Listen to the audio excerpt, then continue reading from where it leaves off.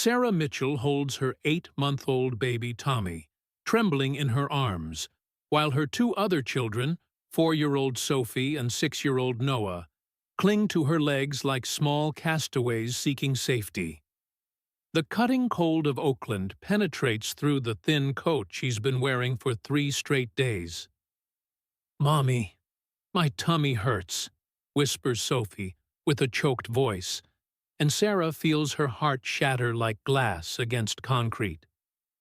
You can perceive that there are moments in life when desperation doesn't make noise. It simply settles like a heavy shadow that suffocates every breath. In that moment, standing on the sidewalk in front of the luxury hotel where Steph Curry is staying, Sarah closes her eyes and allows reality to hit her with full force. To understand how a mother with a nursing degree, who has saved lives with her own hands, reached this moment of complete desperation, we need to go back 72 hours. It was Monday when Sarah received the call. The cold voice of the clinic administrator where she worked echoed on the phone like a death sentence. "Sarah, unfortunately, we need to make cuts to our staff. Today is your last day."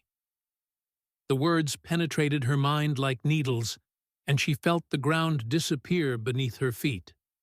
How is it possible that someone who dedicated 5 years saving lives, who arrived an hour early and left an hour late, who never missed a single day, how is it possible that this person is simply discarded like crumpled paper? Sarah kept this question in her chest, where it began to burn like an ember. That night, she told only half the truth to the children. "Mommy is going to look for an even better job," she said, while preparing dinner with the last ingredients remaining in the refrigerator. Tommy drooled in his high chair. Sophie played with dolls that already had their hair cut by her small, creative hands, and Noah drew superheroes on sheets of paper that Sarah brought from work. What would you do if you knew that was the last complete meal your children would have for days?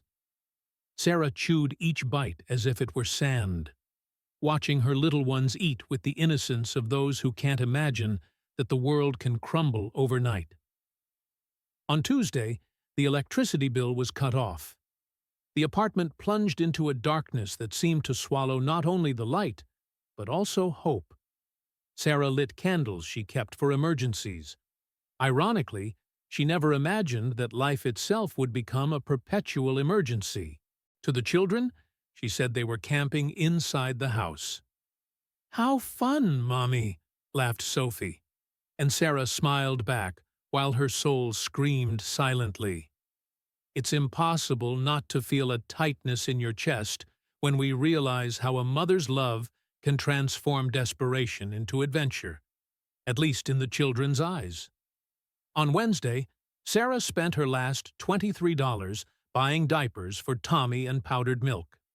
She stood in the supermarket line, calculating and recalculating, putting items in and taking them out of the cart like someone playing chess with their own survival.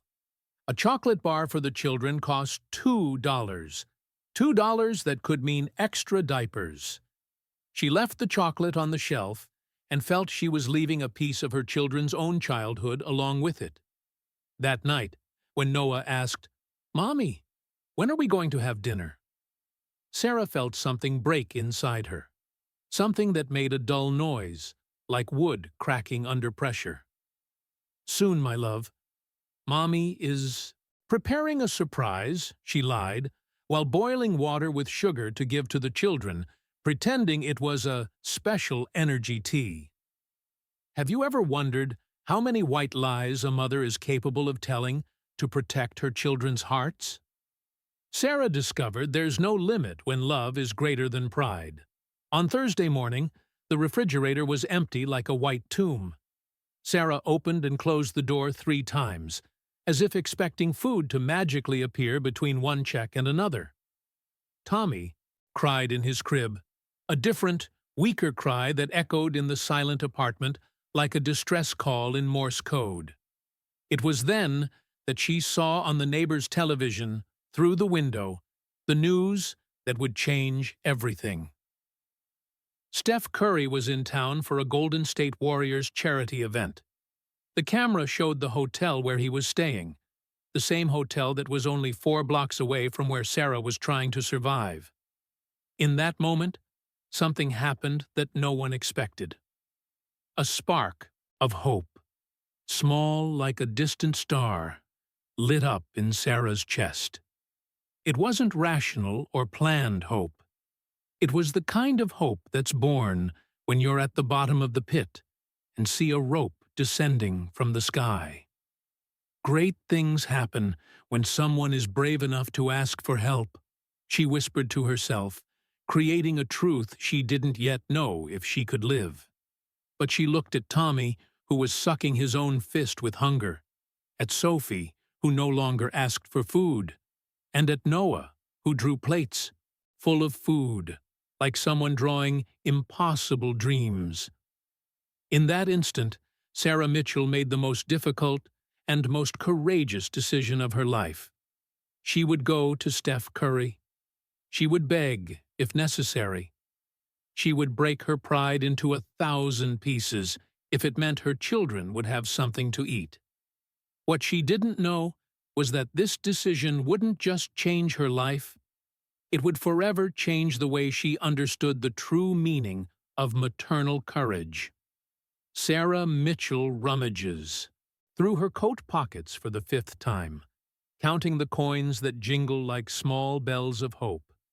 $8.47. It's all that remains between her and total abyss.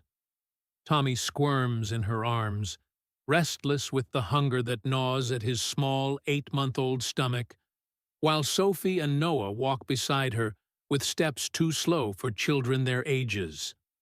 You can perceive that there are moments in life when every cent carries the weight of a life or death decision. In that moment, standing at the bus stop, Sarah feels the cold wind of Oakland cutting through her thin coat like invisible blades that penetrate to the bones. "Mommy, where are we going?" asks Noah with a hoarse voice of someone who cried softly during the night. Sarah swallows hard and responds with a firmness she doesn't feel. "We're going to find someone who can help us, my love. Someone very special." The bus arrives, huffing like a tired dragon, expelling a cloud of smoke that mixes with the cold, morning air. Sarah hesitates for a moment, knowing that those $8 are literally everything she possesses in the world. But then she looks at Tommy, who sucks his own fist desperately, and feels something solidify inside her. Great things happen when a mother decides that love for her children is greater than any fear. This version of the phrase echoes in her mind while she deposits the coins in the machine with slightly trembling hands. The bus was almost empty that Thursday morning. Sarah chooses a seat near the window and settles Tommy in her lap, while Sophie and Noah squeeze beside her like cubs seeking warmth. During the 23-minute journey, she allows her mind to wander through the dangerous territories of what if? What if Steph Curry isn't at the hotel? What if security guards prevent her from getting close? What if he simply ignores a desperate black woman with 3 children? Sarah knows the reality of the world. She's already been judged by the tone of her skin, by her financial condition, by the way desperation sometimes shows in her eyes. It's impossible not to feel the suffocating weight of vulnerability when you're about to expose your dignity before strangers. But Sarah learned something crucial in the last 72 hours. Dignity doesn't feed hungry children.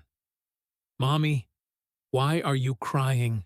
whispers Sophie, extending her small hand to touch Sarah's face.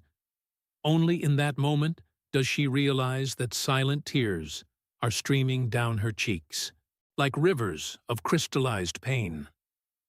"These are tears of courage, my princess," responds Sarah, and it's surprising how this answer contains more truth than lie.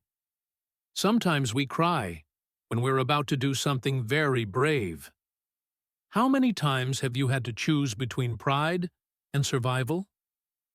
Sarah discovers that this choice doesn't happen once, but with every breath, every step, every heartbeat during that journey to the hotel. The driver announces the stop: Oakland Downtown, Hotel Marquis. Sarah feels her stomach contract like a closed fist. This is the moment. There are no more turns, no more time for doubts or hesitations. They get off the bus and are immediately swallowed by Oakland's urban atmosphere. The contrast is brutal and instantaneous. There stands the Hotel Marquis, a tower of glass and marble that rises like a monument to success and abundance. While Sarah walks toward it carrying her entire life in her arms and in the small hands that cling to her clothes, Tommy begins to cry. A weak but persistent cry that echoes in the streets like a silent emergency alarm.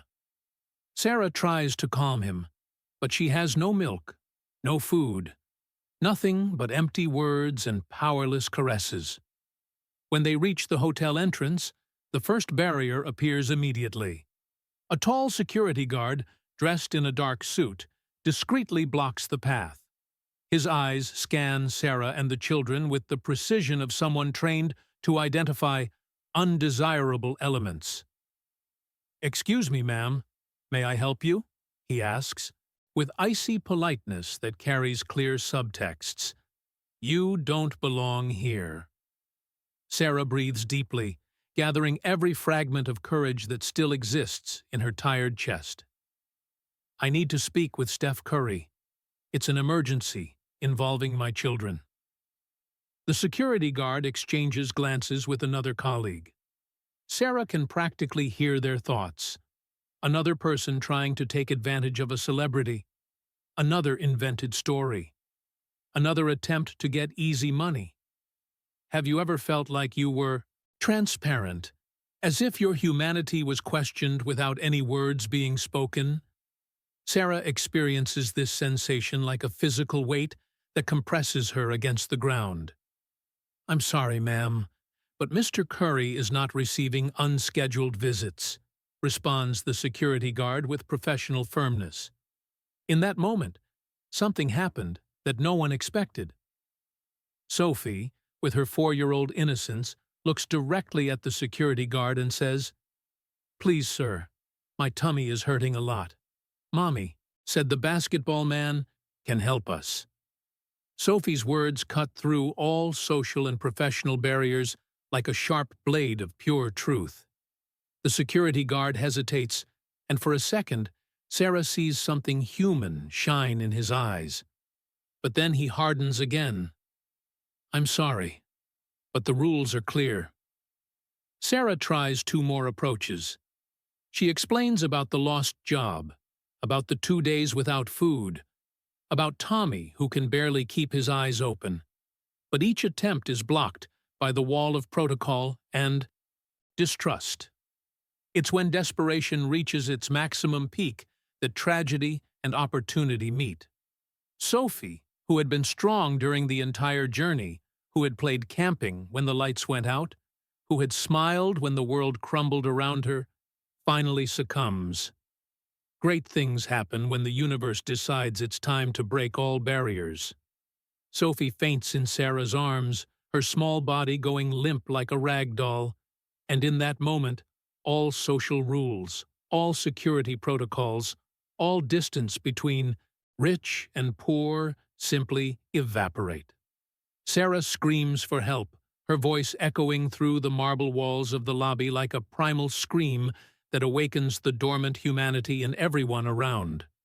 Tommy cries louder, Noah clings to his mother's legs in terror, and in the middle of this chaos of family pain and desperation.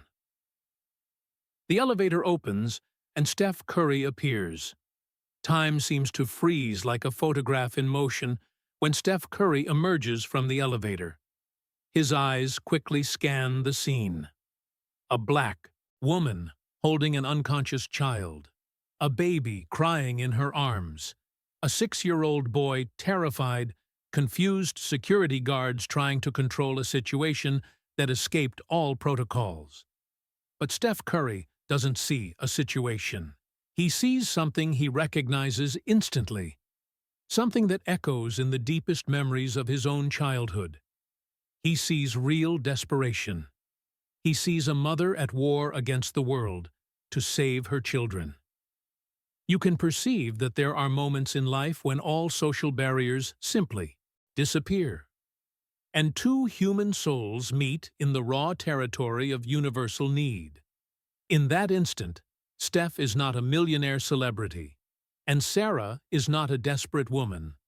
They are simply two human beings caught in the same moment of crisis. "What happened?" asks Steph, moving toward Sarah with an urgency that surprises all the security guards. His voice carries natural authority, but also a tenderness that makes Sarah lift her eyes swollen with tears. "My daughter. She fainted," Sarah manages to whisper between sobs. We haven't eaten for 2 days. I lost my job and—" Her voice breaks like glass under pressure, unable to continue the sentence that summarizes 3 days of hell. Steph immediately kneels beside Sophie, who remains unconscious in Sarah's arms. His movements are precise, caring, as if he were the father of 1,000 children. "Let's take her to a more comfortable place," he says, indicating for the security guards to clear the way. Tommy continues crying, a weak but persistent sound that cuts through the silence of the luxurious lobby like an emergency alarm. Noah clings to Sarah's legs, his large eyes fixed on the tall man who appeared like a hero from his favorite cartoons. It's impossible not to feel the brutal contrast between two worlds colliding in that moment. On one side, polished marble and crystal chandeliers. On the other, the smell of diapers that need changing and wrinkled clothes of someone who slept in hospital chairs.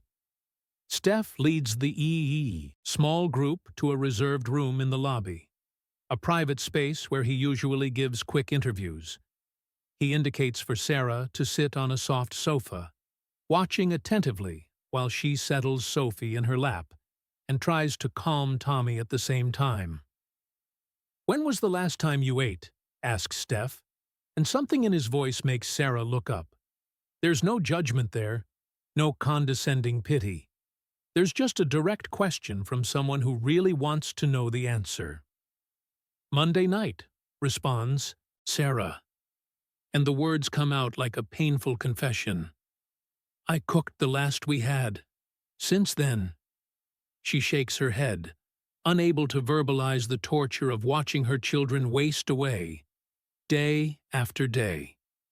How many times have you felt that your dignity was being weighed against the survival of those you love?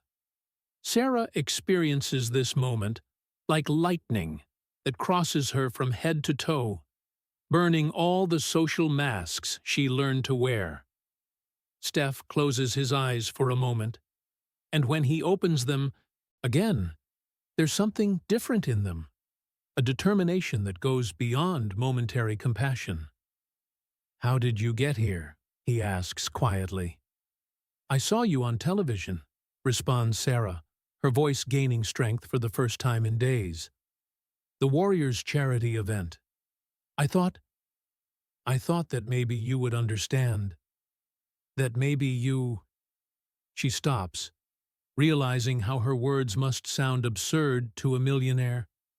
But then Steph does something no one expected. He tells his own story. "My mother raised me alone for a long time," he says, his voice carrying the weight of old memories. "There were nights when she cried quietly in the kitchen, thinking I wasn't listening. Nights when she invented excuses not to have dinner because there wasn't enough food for all of us. Sarah feels something move inside her, a connection that goes beyond immediate need. She's looking at someone who understands, who really knows what it means to love more than your own life. How many nights have you stayed awake wondering if you were failing as a mother? Asks Steph, and the question hits Sarah like a punch in the stomach. It's exactly the question that has been torturing her for the last 3 days. All of them, whispers Sarah, and for the first time since Monday, she feels she's not alone in the world. Steph leans forward, his eyes fixed on Sarah's with an intensity that burns. You're not failing. You're here, fighting for them. That's what warrior mothers do. In that moment, Sophie slowly opens her eyes, confused and weak. "Mommy," she whispers with a hoarse voice. Sarah hugs her as if she were the most precious thing in the universe. "I'm here, my princess. We're all here," says Sarah. And Steph observes the interaction with a smile that carries decades of understanding. "Sophie," says Steph softly, "are you hungry?" The girl nods shyly, and he turns to Sarah. "And you? When was the last time you ate?" Sarah hesitates. The truth is that she has given most of the little food they had to the children. She hasn't eaten a complete meal for almost a week. Great things happen when two people meet in the sacred territory of absolute truth. In that moment, all pretenses, all pride, all social differences evaporate like morning mist. "Let's solve this now," says Steph, and there's a firmness in his voice that doesn't accept arguments. "But first, I need you to understand something very important, Sarah." He pauses, making sure he has all her attention. "You're not asking for charity. You're allowing me to be human." The next 2 hours pass like a hurricane of kindness that completely redefines the concept of humanity for Sarah Mitchell. Steph Curry doesn't just order food from the nearest restaurant. He sits on the floor next to Tommy, plays with Sophie while she eats her first sandwich in 3 days, and listens to Noah tell about his superhero drawings with the attention of someone genuinely interested. You can perceive that there's an abysmal difference between helping someone and truly seeing someone. Steph isn't just feeding a hungry family. He's restoring the human dignity of 4 people who had been invisible to the world until that morning. But while the children eat with the voracious appetite of those rediscovering life, Steph and Sarah talk in low voices about realities that go far beyond that immediate emergency. "Sarah," says Steph, while observing Tommy finally stop crying for the first time in days, "I want to ask you a direct question, and I need you to be completely honest with me. What do you really need to rebuild your life?" Sarah hesitates, still fighting against decades of conditioning that taught her to never ask for too much, to always minimize her needs. I just need a chance to work again. I'm good at what I do. I've been a nurse for 8 years. Steph nods, but his eyes say he's thinking far beyond what Sarah imagines. "And where are you living now?" "We have a small apartment," responds Sarah, avoiding mentioning that the rent is 2 weeks behind and eviction could happen at any moment. It's impossible not to feel the raw vulnerability of someone learning to trust again after the entire world seemed to crumble.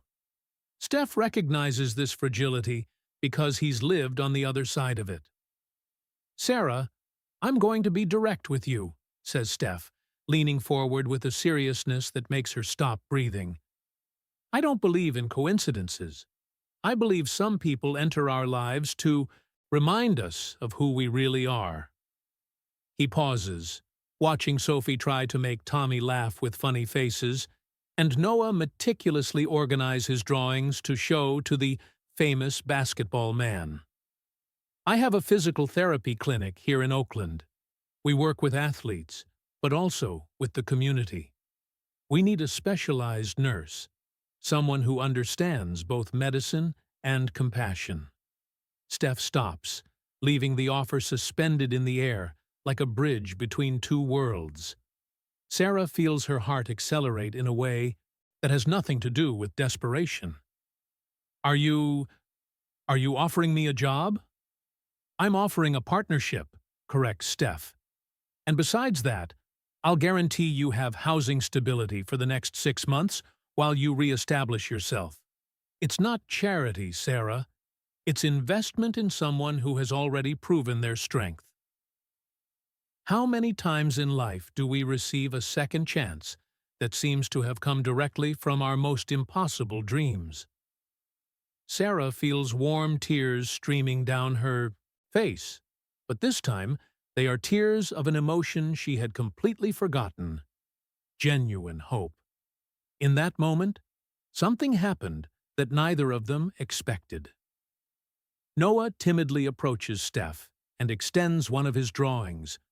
It's a superhero flying over a city, and underneath, written with the irregular handwriting of a 6-year-old child, "Thank you for saving my mommy." Steph takes the drawing with slightly trembling hands. For a moment, the man who conquered NBA championships, who broke historical records, who is admired by millions around the world, becomes simply a human being touched by the purity of a child. Great things happen when we realize that saving someone also saves us. Steph keeps the drawing in his pocket as if it were the most valuable trophy of his career. 6 months later, Sarah Mitchell walks through the corridors of Golden Care Clinic with firm and confident steps. Her white uniform is impeccable, her badge shines under the fluorescent lights, and her eyes carry the serene light of someone who rediscovered their purpose in the world. Tommy, now 1.5 years old, crawls energetically through the new apartment that became a real home. Sophie, almost completing 5 years old, attends a school where she draws happy families instead of empty plates.